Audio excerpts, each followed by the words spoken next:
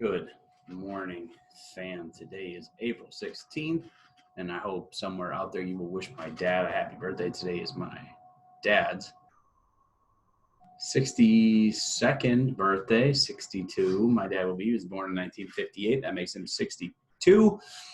Hope everybody's good out there. If you are watching this on YouTube, hopefully you've seen my posts in several different places that you need to make sure you are answering the intro question, the attendance question, whatever we want to call it, on Google Classroom, regardless of whether or not you are doing the assignments in Google Classroom. You are more than welcome to continue to be doing working packets if that's what you want to do, but we need everybody to be checking in with our Google Classroom so we can take attendance for you.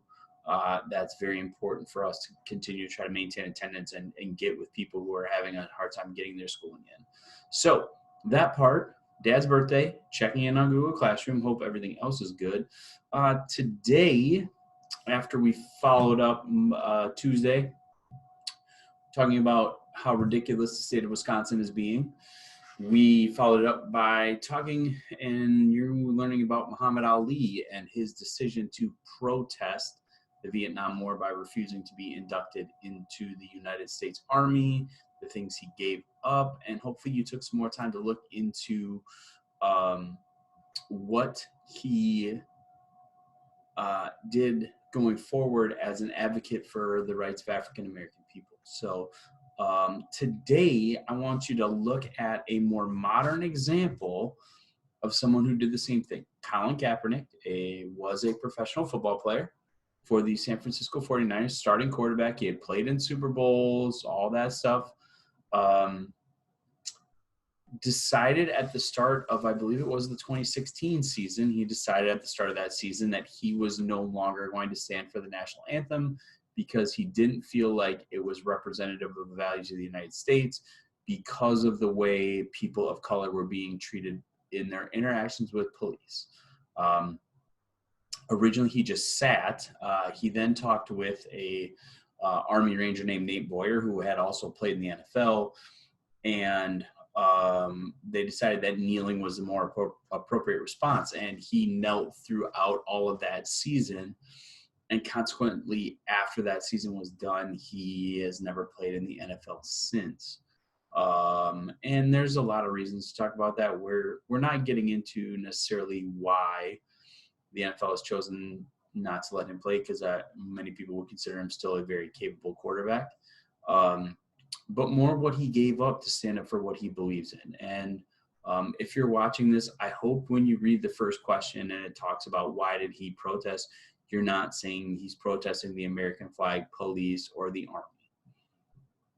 If you're watching this, the answer to number one is he was protesting and is still protesting the treatment of people of color in their interactions with the police. I don't want you to get it twisted or make it political about the way his words were twisted, because he was very clear and he was very honest that he was protesting and he would stand once the treatment of African Americans, especially and other people of color, was equitable when it came to their interactions with police. And it sparked a ton of protests throughout the NFL and other major sports.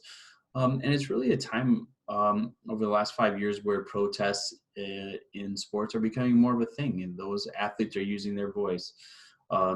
So I hope that you will read and look into it and watch some of the videos and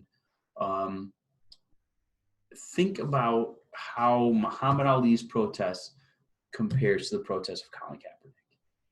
Where are the similarities? Where are the differences? But more importantly, when people are protesting something, it often comes with sacrifice, especially when you are as high profile as those two men were. Being a starting NFL quarterback is about as high profile as it gets in the sports world.